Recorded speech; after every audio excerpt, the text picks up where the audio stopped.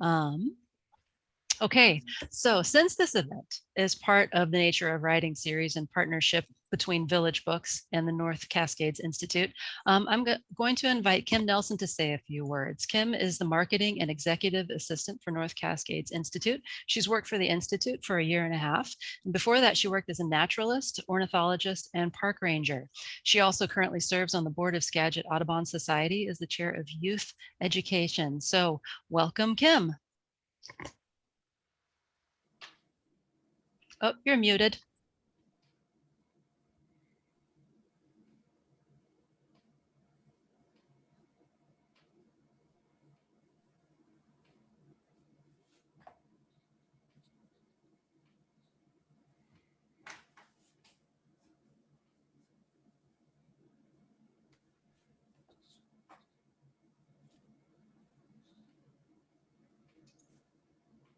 Huh.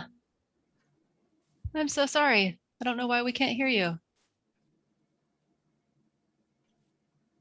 Hmm. That's unfortunate. Yeah, I'm very sorry about that, Kim. Boy, you're having a heck of an evening tonight, aren't you? Okay. Well, thank you for coming, and I will do my best to say all the wonderful things that North Cascades Institute does, because the programming at North Cascades Institute is amazing. Village Books always feels very privileged to partner with North Cascades Institute with our Nature of Writing series. If you go to ncascades.org, you can see all of the amazing programming that they have. They're doing virtual, and I believe they're starting to do some in-person things. I don't know if you can nod your head or shake your head. I'm so sorry, Kim. Okay. Well, anyway, thank you so much for coming, Kim. And so now I'm going to introduce our authors this evening. Okay, so first, I'd like to introduce our moderator. Joe Scott leads Conservation Northwest's transboundary grizzly bear recovery and habitat connectivity efforts in the North Cascades and southwestern BC, working collaboratively with several First Nations, research biologists, governments, and other conservation organizations. And tonight, he's going to moderate a conversation with our featured author. Bjorn Dihle is a wilderness and wildlife film guide, as well as a contributing editor for Alaska Magazine and Hunt Alaska Magazine, and has been published in Outdoor Life and Sierra, among others. He's the author of 2 previous books, Haunted Inside Passage, Ghosts, Mysteries, and Legends of Southeast Alaska, and Never Cry Halibut and Other Alaska Hunting and Fishing Tales. He lives on Douglas Island in Southeast Alaska with his family, and he's here tonight to talk about this book, A Shape in the Dark, Living and Dying with Brown Bears. So everyone, thunderous applause in your homes, please, for Joe Scott and Bjorn Dihle. Thanks, Claire. Thanks, Claire. Thanks to Village Books. Thanks to Mountaineers Publications. Sorry, Kim. Wish we could have heard you. And thanks, Bjorn, for doing this. It's going to be a treat. Thanks to everyone for turning out on this, especially in the middle of the Gonzaga game. Thanks, Joe. So just a brief spiel about Conservation Northwest. I'm sure some of you know about us if you live in Washington State. We used to be based in Bellingham. Now I'm the last man standing here, but our tagline is keeping the Northwest wild since 1989. Conservation Northwest works to protect, connect, and restore wildlands and wildlife from the Washington coast to the BC Rockies. Our approximately 26 staff and contractors represent more than 4,000 dues-paying members in Washington, southern BC, and beyond. Our conservation community also includes over 18,000 activists, supporters, and online followers. Our MO is simple: connect the big landscapes, restore native wildlife, and protect our natural heritage with a generational approach, so long-term solutions to persistent problems. We recognize that for long-term progress, conservation must go hand in hand with healthy communities. So we're restoring wildlife, forests, and wild places by working with diverse stakeholders. Through dialogue, we find common ground and collaborative solutions for challenging issues, including wilderness conservation, endangered species recovery, and sustainable natural resource use across our region. So launching into bears,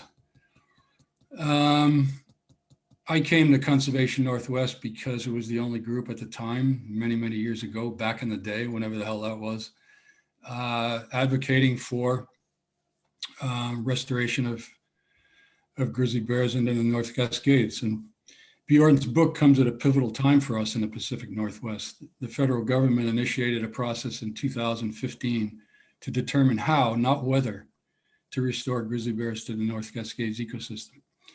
As many of you know, grizzly bears are listed as threatened in the lower 48 states, and this particular effort is part of the federal agency's obligation to recover the animals in the contiguous US.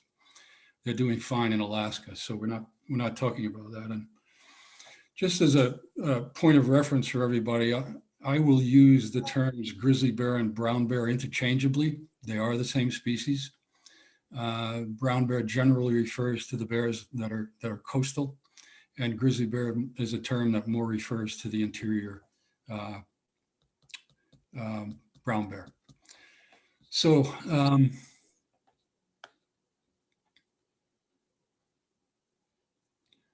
just lost my place. So the draft environmental impact statement, which proposed several grizzly bear recovery alternatives for public review, included several dozen open house meetings with state and federal wildlife officials, and ultimately garnered more than 130,000 comments, 80% of which are supportive of grizzly bear restoration in the North Cascades. However, before the agencies could complete the process, it was killed by the Trump administration without just cause or explanation. With a new administration, we're optimistic and have been advocating for the federal agencies to restart and complete the EIS process and follow the science to the appropriate course of action toward grizzly bear recovery in the North Cascades. This ecosystem is one of 6 official grizzly bear recovery zones in the lower 48 states. So those are the areas that are deemed by federal agencies to have suitable enough habitat to recover grizzly bears in the US. And, you know, that's according to the plan laid out by Fish and Wildlife and other agencies, that will satisfy their obligation under the Endangered Species Act to recover bears in contiguous US. Conservation Northwest, as I've said, has been at the forefront of the North Cascades grizzly bear recovery efforts for 30 years. We conduct that work cooperatively with First Nations, our partner NGOs like Defenders of Wildlife and National Wildlife Federation, National Parks and Conservation Association. And as Claire said, we also work with research scientists on both sides of the Canadian border and government agencies as well. So Bjorn lives in an area, as you guys will find out, with some of the highest brown bear densities on Earth. Whereas we in the South here live at the southern fringe of a very fragmented current grizzly bear range in the West Coast, where grizzly bear populations are fragmented and where the animals range from functionally extinct to hanging on by a thread. So the contrast in where Bjorn sits in Alaska and where we sit here, and most of us in Washington, couldn't be more striking in terms of brown grizzly bear welfare and conservation. Bjorn, you and others are fighting to keep Alaska wild, and we're essentially rewilding here. It's a term I really love because it's quite positive and really means that we're trying to heal some of these degraded landscapes. We're doing that work through species recovery, new habitat protections, restoration, human-wildlife coexistence efforts, among others. We're trying to maintain that southern edge so that grizzly bear range doesn't contract any further north. So Bjorn, if you were in my shoes, I know this is hard to do because you were born and raised in Alaska, but you or me, how would you respond to people who say there are thousands of brown bears in BC, Alaska, and other places? We don't need them here. How do you respond to that point?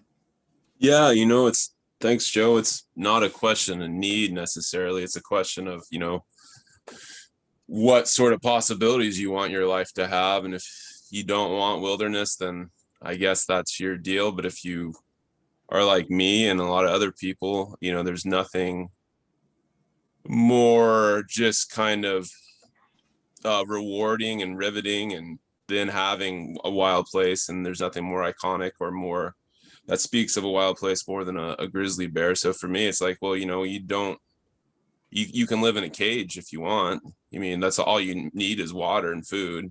But you know, so if you don't want a brown bear, that's, yeah, I mean, it's hard to make that argument to someone unless they can really experience what it's like to live or just be in a brown bear wilderness where, you know, there's nothing like it. There's nothing more kind of humbling and resetting than being able to walk in the woods and know that there's brown bears around.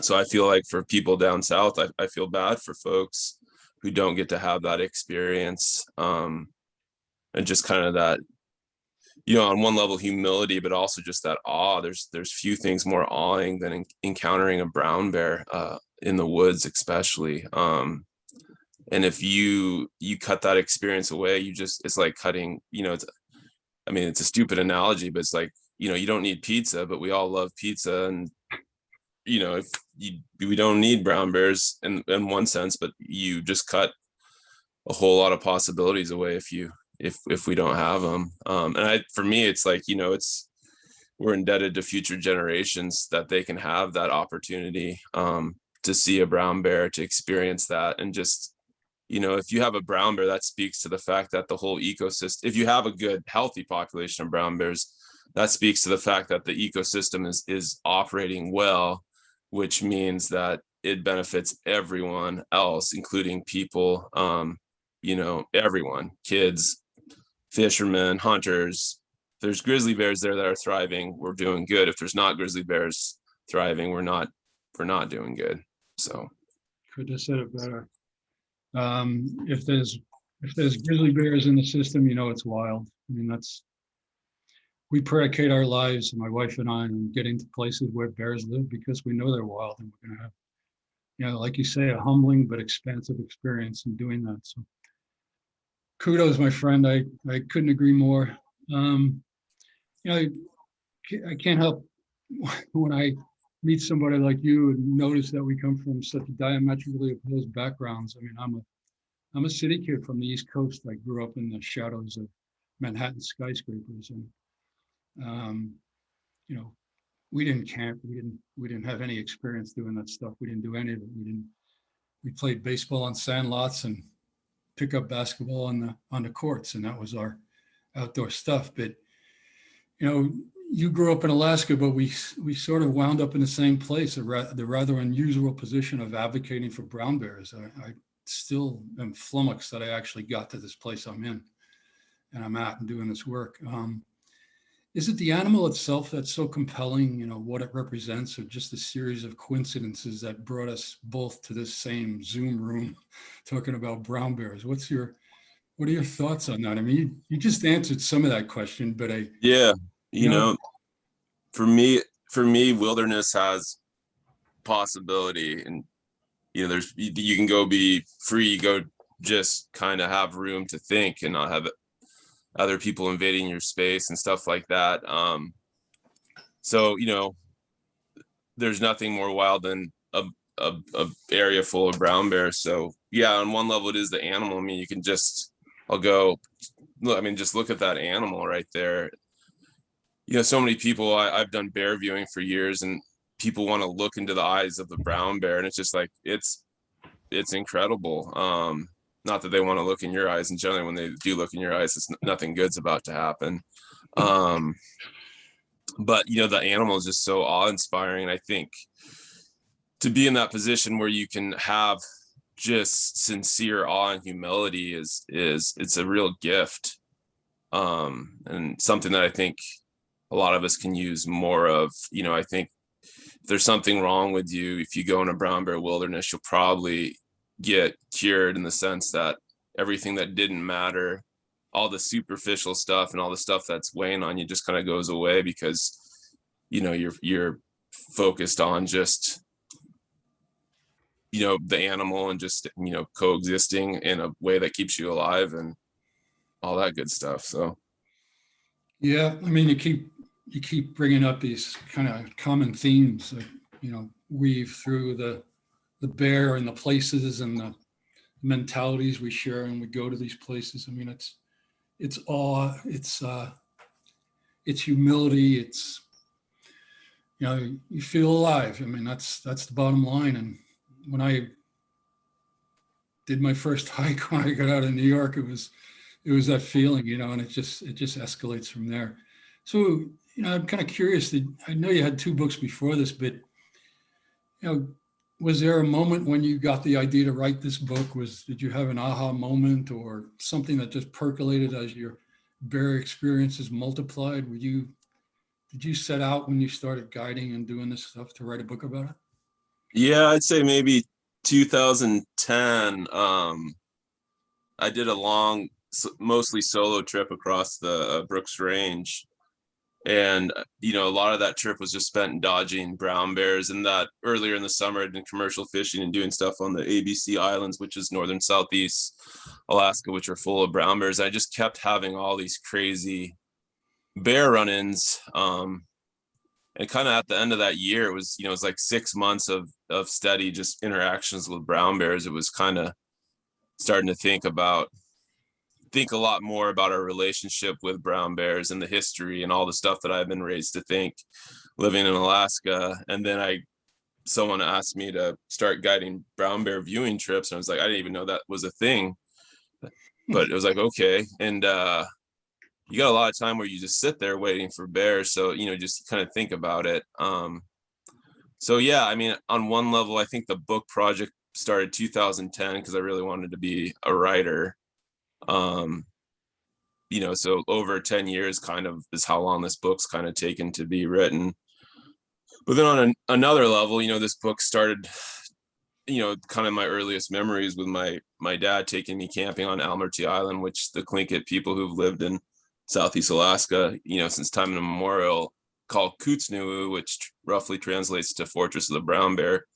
And just those first experiences on that island of just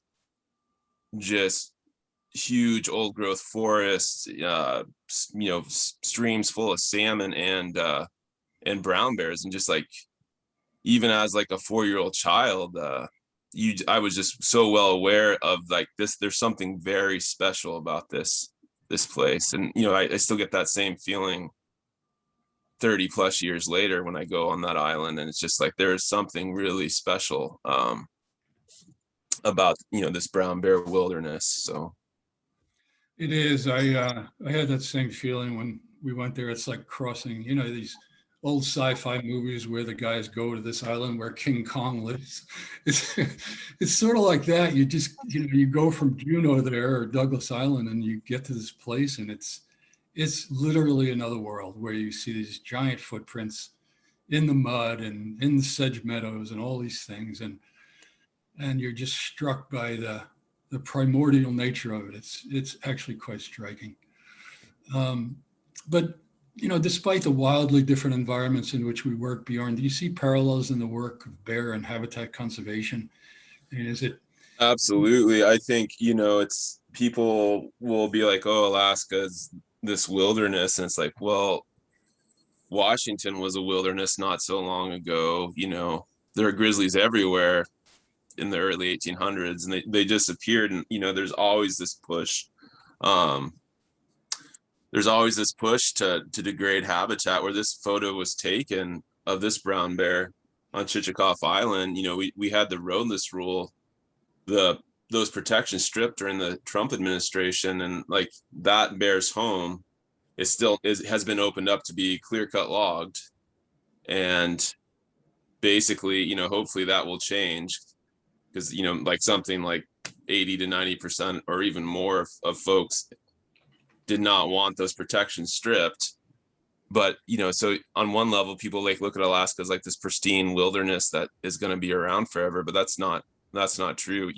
Everything that we have to fight for, and there's always people who, or just forces that want to strip stuff away. And And yeah, I think it's very similar work in the sense that we're both here to try to protect habitat and give future generations a chance to, experience brown bears in the wild. So. The myth of the endless wilderness, hey, I mean, it was just, you read the accounts of Lewis and Clark and you cite these things in your book, a lot of them, where it would never be tamed, it was just endless. And we're seeing the same things go down in Alaska now, which to me is just, it blows my mind that this stuff is still happening, considering how little those logs are worth relative to the value of those natural. I mean, taxpayers are paying for these logs. They're losing money on the logs cut from Southeast Alaska. Taxpayers are paying for it, so it doesn't that economy doesn't add up. So we could speak 2 hours just on the socio-political pieces of this stuff. It's quite troubling, actually. I mean, you could just go on and on. In terms of coexisting with brown bears, is it simply a matter of understanding and education, or does that go much deeper in terms of the human psyche? Do we need more than education? Do we need a different way of understanding animals and our role in these places? I think we need restraint, and that's very hard for our species. So it's understanding education's great, but it's also like, you just need to leave some places alone, and you just have to, if you are going to go into places too, which it is very important to give people some sense of just kind of I don't know, of ownership, in a way of like letting them see watersheds to keep them from being massacred, logged or whatever. So that is important, but it also, just need to give bears space in the same way too. You gotta understand that the bear doesn't want anything from you. It just wants you to leave them alone, no matter, how much love you have in your heart or whatever. So yeah, I just say restraint is the third thing that I would speak to. So sounds like some of us, we just want to be left alone. No, just kidding. Yeah. I can't tell the audience reaction on the Zoom stuff. I'm sure others have mentioned this, Bjorn, but it struck me that you sort of, you weave historical, both bear and non-bear stuff. It's obvious you have a wide array of interests in the natural world, and with personal and geographic bear narratives together throughout the book, into something that's surprisingly cohesive. I mean, usually when people jump around in this, your head spins, but in fact, I would say that the approach adds to the book's appeal, that kind of style, which seems to be unique to you. Did you stumble on that approach? Was it iterative, or did you just kind of conceptualize it so from the beginning? I had another book project that never got published and never will, but it was that same sort of weave, of kind of history, natural history, present interactions and interviews with people, and kind of adventures and wildlife stuff. And so I kind of modeled that book project. I kind of use that model for this one. I think that's just kind of how my mind works too. I call it kind of polyphonic in a way. I'm always thinking about 6 different things at once to try to tell a story. So I thought that was ADD. Polyphonic's a nice way. Yeah, we'll call it that. I like it. I'll use it from now on. When my son calls me ADD, I'll say, no, I'm polyphonic.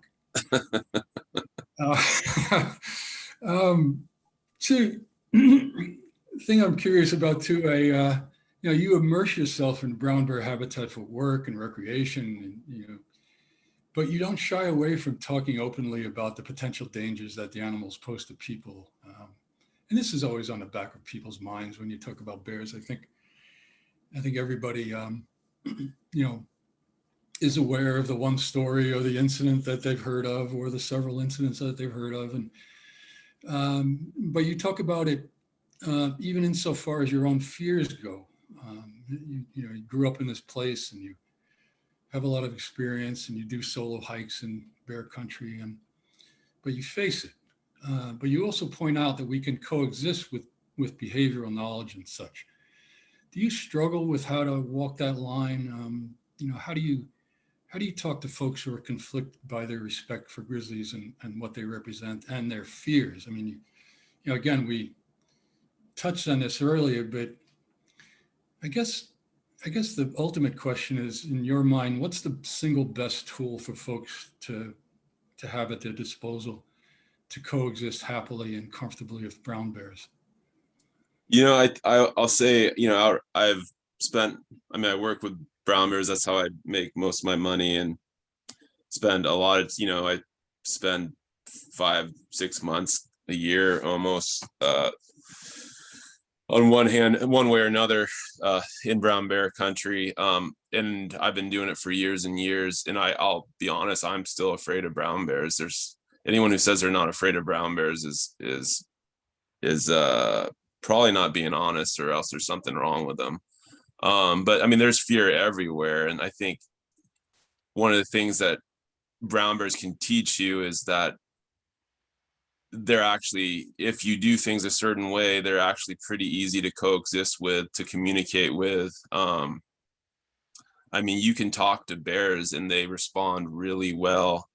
And that's kind of a shocker. But as far as like the tool for, it's not pepper spray, the tool for bear safety, it's just, it's your brain, and just kind of learning to kind of understand the bear and the bear's habits. And that does take time. Just also understand that maybe there's places you shouldn't go at certain times, or you need to make noise. You don't want to go into some area that's full of berries and thick brush. I mean, that's asking for, startling a bear, and that's where you could get in trouble if you don't give the bear time to make a dignified retreat. But yeah, I mean, I think there's so much to be scared of in life, and I think the reality is just you have to kind of face it, and a lot of times you'll find that it's really not that scary when you really do face it. So yeah, I agree. Fear is a relative term. There's fear that is part respect and understanding, and there's fear that's trembling out of your boots where you can't even act or speak or yeah. And I should say, I forgot to say that, in Alaska, about 2,000 brown bears are killed by sports hunters every year. And I think we average for human caused fatalities probably about 0.3, 0.4 of a person, so it's like Almaty Island, some people say has the densest concentration of brown bears on Earth, but they say that, Katmai and Eisenbeck and Chichikov, and they'll say that. But Almaty Island's had 2 human fatalities in the last 100+ years, and both of them were easily avoidable. Both of them, the people made some serious mistakes. And, but, it's like, you look at someone like Timothy Treadwell, who spent 12 seasons, crazily too close to Katmai bears. And what people remember about that is, him getting killed, not the 12 years that he spent, or the bears spent tolerating him, literally, right up their business, feet away and stuff like that, right on their dinner tables. So, bears are incredibly tolerant. And yeah, I mean, I think that's something that we need to remember, because there is a lot of fear with bears, but it's like the bears are more scared of us, is what you got to remember. We're the real monsters. It's not them. I mean, we're not monsters, but we're the real threat. And when there is usually a bear human conflict, it's like, 99% of the time it's the bear that loses. So yeah, thanks for that context. I mean, that is the point. Considering what we've done to these animals, persecution, even the legal hunt, is, it's a pretty one-sided game at this point, always has been. And it's one of the reasons I chose to be a grizzly bear advocate, because I like the underdog. I rooted for the Brooklyn Dodgers, as a child.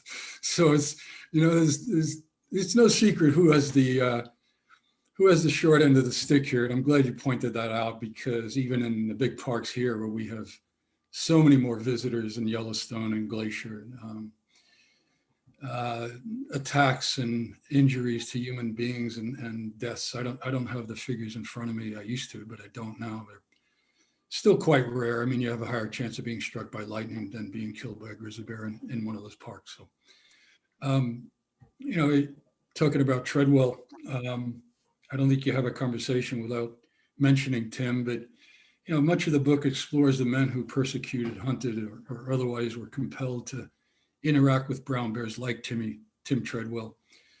Do you feel that their stories somehow provided greater insight into human bear relationships? It's complicated. I mean, the way I think about it, I still don't really understand it. Or illustrated the contradictions between their fascination with the animals and their willingness to kill them, you know, just because they saw them.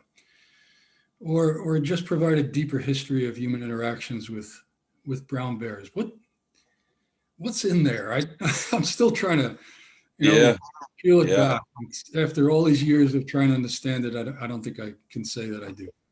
yeah. The human psychology is a wilderness that's sometimes feels pretty impenetrable.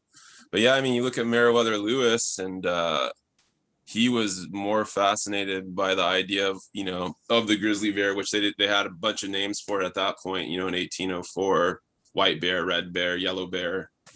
I mean, him and Thomas Jefferson thought that the woolly mammoth might be in North America still, but that paled in comparison to these grizzly bears they'd heard stories about. And so he was so intrigued on one level, but still, you know, his intrigue and fascination still was rooted in, I'm going to go kill this animal. And one of the interesting things that I've heard a lot about, I've talked to a lot of hunting guides, and one of the things they say about their hunters is this idea of intimacy. Like, these hunters want some sort of intimacy from the bear. And it's, you know, it's kind of spooky, or it's just interesting to think. And then you think of someone like Timothy Treadwell, and on a certain level,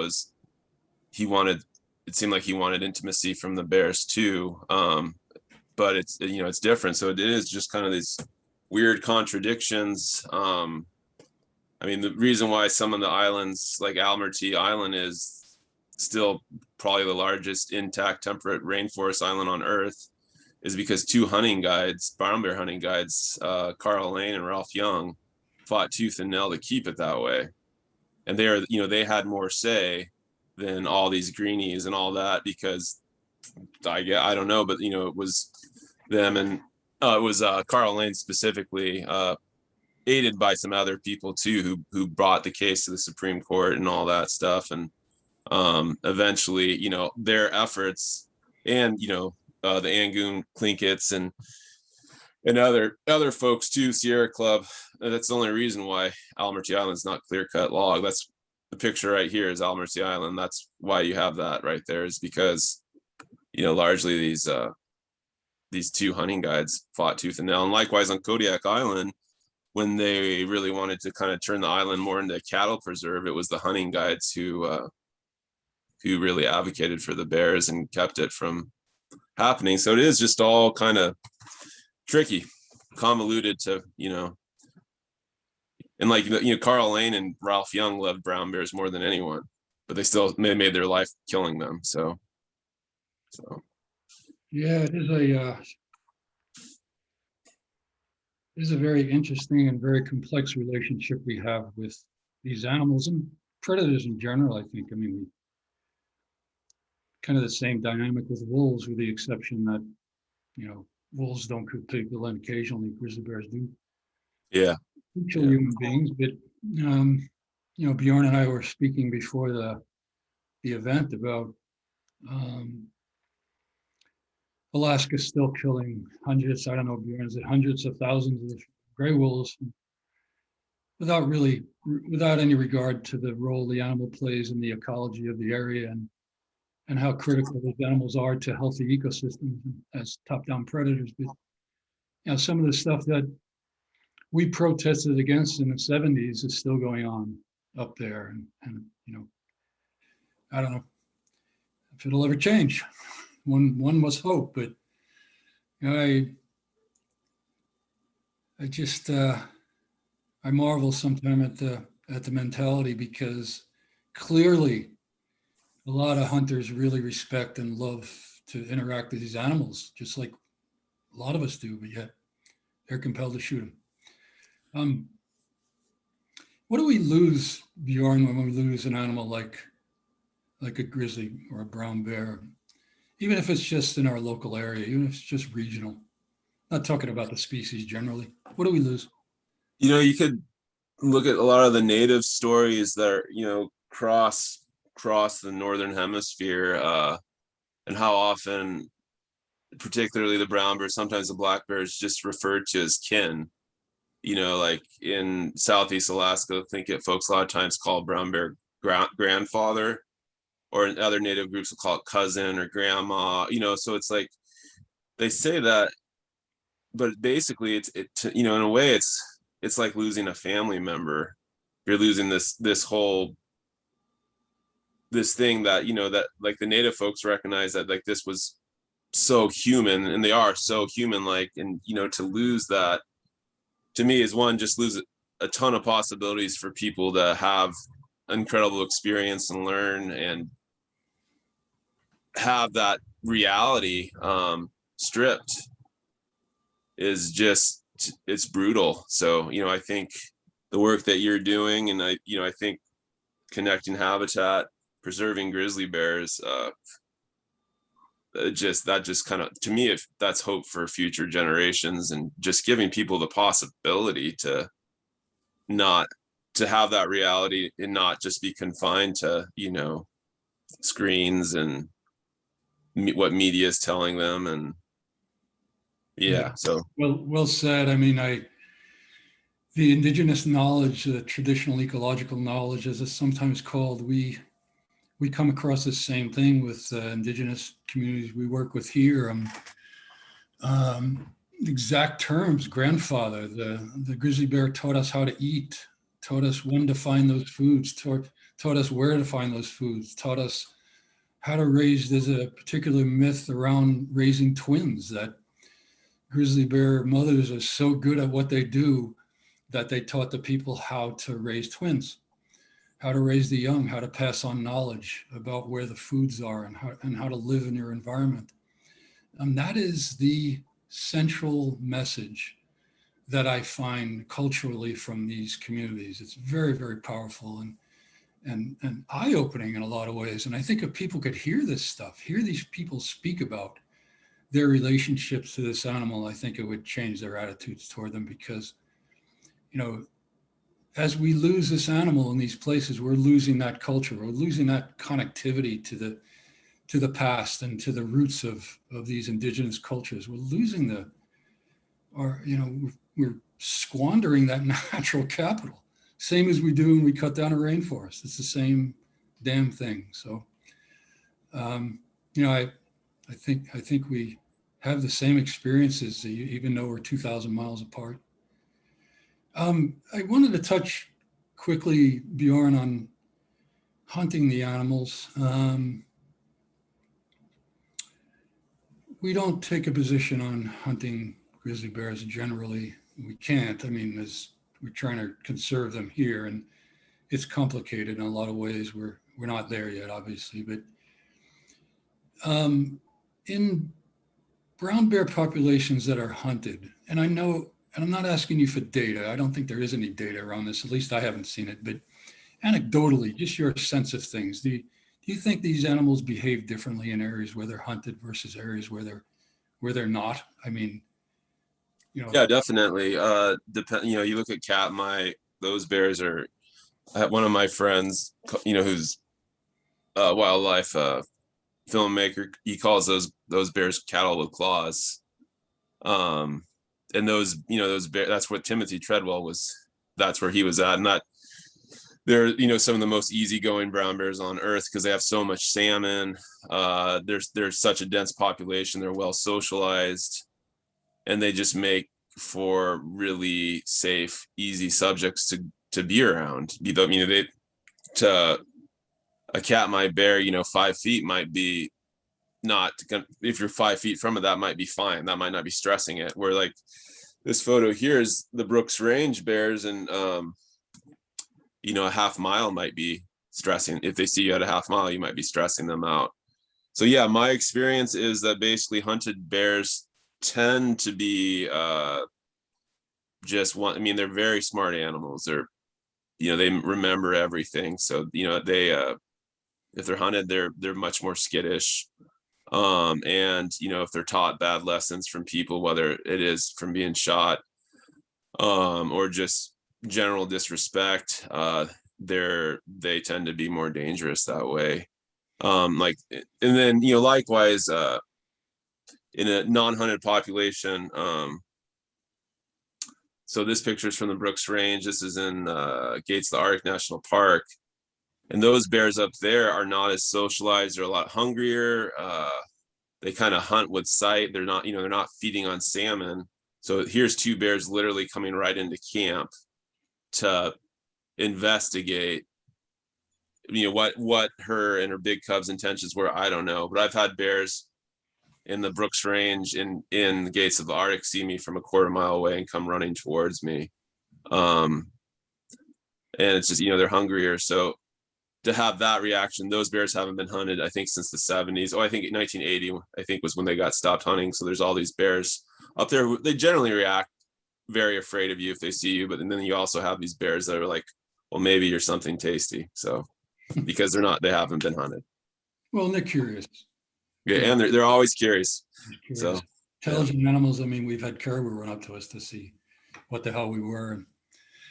And, it's interesting when you go into a place where so few people are, and to have that experience is just really, really fascinating. That's interesting on hearing your take on that, especially on Chichagof. When I read that piece in your book about Chichagof and how the habitat's been so hosed, and I can't imagine. I mean, that alone must have a pretty significant effect on these animals to have the habitat so impacted like it is in that place, as opposed to Admiralty. It's a different feel for sure. Luckily the Forest Service, some of the logging later on, they did these buffer strips where they left about 100 yards of old growth forest on the salmon stream both sides, and that helped out a lot on Chichagof. There's still a lot of bears on Chichagof though. It just feels very differently, a lot of it. So okay, I have a couple of more questions, and then maybe Bjorn can share more of these fantastic photos and we can take a few questions. Bjorn, again, this is, you're in a wild place and we're in a semi-wild place. We're trying to make it wilder. It's a different world for sure. But do you think that brown bears and people can coexist in areas that are less wild than the ABC Islands or the Brooks Range? So, can we pull that off? I mean, we do it in Yellowstone. We do it in Montana. We're doing a little bit more in Eastern Washington. We have a handful of bears in the Selkirks and North Idaho, places like that. Can we, in your opinion? I mean, I think we can. I think you can. I think you absolutely can. And I think ultimately, I think folks in the North Cascades will appreciate the North Cascades that much more to have a good, viable population of brown bears. And I think that will be a legacy that people celebrate in the future too. I think absolutely people can. We can do this. It's just going to be a little bit restraint, and people get scared. People will, on occasion, there'll be negative interactions, but 99% of the time it's going to be positive and rewarding, and ultimately it will be a real gift to have that animal back and viable. So a huge conservation success story. I mean, whenever you bring an animal like this back from the brink, it's a big story, and it's something I think we could be proud of if we could pull it off. And I think people here, the understanding people showed during the EIS process and the encouragement they gave the agencies. I mean, it's pretty overwhelming, actually. I was very encouraged by it. Last thing, any words of advice you want to provide? I mean, you already have done this with even with your legacy comment, which I often forget. I mean, but it's really important that we leave a legacy like this to future, even to ourselves. I mean, any words of advice you want to provide to this audience that's part of this process to restore grizzly bears from almost nothing? I mean, we pounded them into the ground. Now we're trying to get them back. What's the words of wisdom you want to offer folks here? Besides the words of wisdom you already gave them. Well, yeah, I just encourage people to get involved, and we're public landowners. We had great people like Theodore Roosevelt and John Muir offer this legacy of public land. I mean, this is we all share this, and this is something that we should celebrate. And there's nothing to me that speaks stronger to wild country and future possibilities for future generations than the brown bear. So yeah, get involved with conservation agencies, do it in Washington, in Alaska, anything that's trying to protect salmon, do it. We need it. Bears need it, and future generations need it. Great end words, Bjorn. That's wonderful, and I thank you. Thanks, Joe. Terrific, really, really cool, and the photos are just fantastic. Let's open it up. Hey, Claire, do you want Hi. to take it over? Well, thank you so much for sharing these photos with us, Bjorn. They're just great. And we do have some questions. And the first question sort of segues into plays off of what you were just talking about. Curtis wants to know, has the Biden administration signaled their position on reestablishing the brown bear population in the North Cascades? Not yet. We've written to the Interior Department, to Fish and Wildlife Service, and to the National Park Service. And we believe that the agencies are supportive. I mean, a lot of these folks in the agencies have their whole lives wrapped up in restoring these bears to the system. So that's not going to change. I mean, they're just as invested as any one of us in the conservation community. So we're optimistic, but people have to be involved and have to show that they really want this to happen. And I think it will. I have confidence that the Biden administration will turn the ship around and follow the science where it leads. A number of people, Bjorn, have kind of all asked the same question. They want to know if there is a particular favorite story of a bear encounter that you want to share. I want to. Yeah, there's so many. Yeah, I bet there are. One of my, just off the top of my head, I spent a lot of time at Pack Creek on Almercy Island, and there was one particular bear. Oh gosh, see if I can find her. Sorry, flipping through so fast. There she is. So this bear right here, I got to watch be a pup. I mean, not a pup, sorry, a cub, and watch her grow up. And in early May, it was one of the first trips of the year out there. I was walking along the woods, and all of a sudden I heard a bear, cubs bawling, and a mom, popping her jaw, which is a sign of stress. And I spoke to her, and I spoke to the bear, and then there's just silence, and she came out right next to us with her, 5-pound cubs. It was the litter after this one. But it was just so cool. It's like once she was like, "Oh, I remember him," and it's just, she came right down and just kind of like, she didn't really give me much of a look or a high five or anything, but it was just so neat to be like, here she is, so agitated, and she literally recognized my voice, came down and walked. And so there's like so many experiences like that, or just kind of general awe experiences where you have, like this massive bear here who just totally ignores me because he's on the trail of a female that's an estrus. It's just constant cool stuff, so. I have Yeah. to ask, you talked about, about when a brown bear is running at you. And my first thought was, so what do you do when a brown bear is running at you? Depends. But just stand your ground. That's the most important thing. And a lot of times when a brown bear is running at you, it doesn't know you're there. It's following another bear. So sometimes you gotta let a bear know. But if a bear is actually a bear is actually charging you, then you need to yell at it. But there's a lot of steps between that process and having a bear charge at you. Like, people think you're going to walk in the woods and a bear's going to charge you. No, that's not going to happen. But if you're not being mindful and you step on a bear, it might react like you're another bear. The thing that you have to remember with brown bears is they're hard on each other. They're really hard on each other, but they're really quite easy on us. They act with such restraint and avoid conflict as much as possible.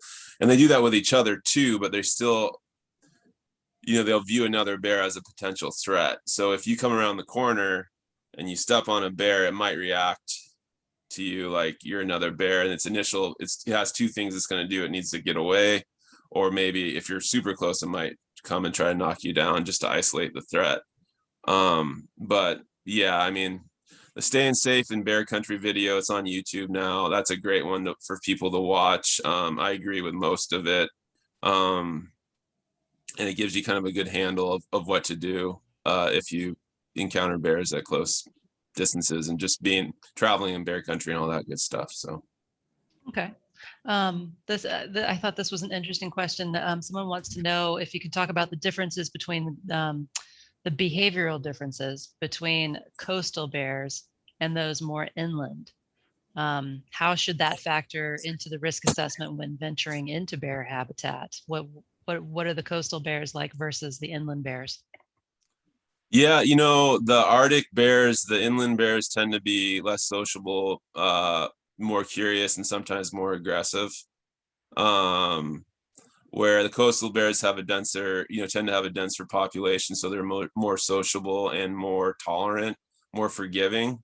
So every bear's safety bubble is different, but some bears in the coast, are fine being 30, 40 yards away from you. And like a bear in the Arctic, if it sees you from a quarter mile, that might be too close. So, my general take is that an inland Arctic bear, if I encounter one of those, I'm more on alert just to make sure, it doesn't, I'm definitely a little bit heightened versus like coastal brown bear. I tend to be a little bit more, I wouldn't say relaxed, but just, I've put it this way, I've had more negative interactions with interior and Arctic bears than coastal bears. And I've spent way more time with coastal bears. So, okay. There's probably some food related stuff too, Bjorn, wouldn't you say? I think it's hunger. It's definitely hunger, because you can look at what happened in the Chilkat Valley last year with all those brown bears getting killed in defense of life. And those are coastal bears, but they're salmon filled and the berries filled. So they were, they're like, if we were hungry, we're gonna, if we're gonna starve to death, people would react similarly. Now that, it's hunger in the Arctic too. And then it's also just the fact that they're not as sociable. They're just, compared to the coastal bears, have to live and tolerate each other because they have to, just on the salmon streams and whatnot. So, where in Alaska is the brown bear habitat most at risk right now? we turn the tide with Pebble and Bristol Bay. We need to get protection of old growth forests in Southeast Alaska back. So the roadless rule, which protected much of our remaining most productive old growth forest habitat, was stripped. We need that back. And it's easy to get behind the whole Save Bristol Bay thing because it is just so obvious. It's just more nebulous with Southeast Alaska and old growth forest, but it's like we need that back just So that's my opinion. I realize I'm a little partial because it's my home. And it's my area where I work, recreate, and, you know, hunt food for subsistence. So yeah, we need that. We need to protect our old growth forests in Southeast Alaska. So that's for the bears and for the people too. So, and that's something everybody can plug into. Everybody can have an influence on over that. Yeah. Through Congress. Hey, Joe, what's the website for Conservation Northwest? www.conservationnw.org. Okay. Awesome. Because that brings us to we are just about at the end of our hour, and I've so appreciated this conversation between two of you and the pictures that you've shared with us, Bjorn. Thank you so much. I want to encourage folks to check out Conservation Northwest website as well as North Cascades Institute's website. It's ncascades.org. And then, of course, as the bookseller in the room, I am obligated to put and want to put in the chat the link to the Village Books website where folks can purchase all of Bjorn's books. So it'll take you straight to the page where all the books are listed. But I encourage you all to pick up a copy of Shape in the Dark, Living and Dying with Brown Bears. And I'm so grateful to you both this evening for coming and sharing this with us. Likewise, you guys. And thank you, Claire. Thank you, Joe. Claire. Thanks, Bjorn. Don't be surprised if we show up at your doorstep one of these. Sounds good. I'll have a cold beer waiting for you. All right, man. Oh, nice. All right. I think on that note, we will say good night. So thanks everybody. Right. Take care, guys. Take care.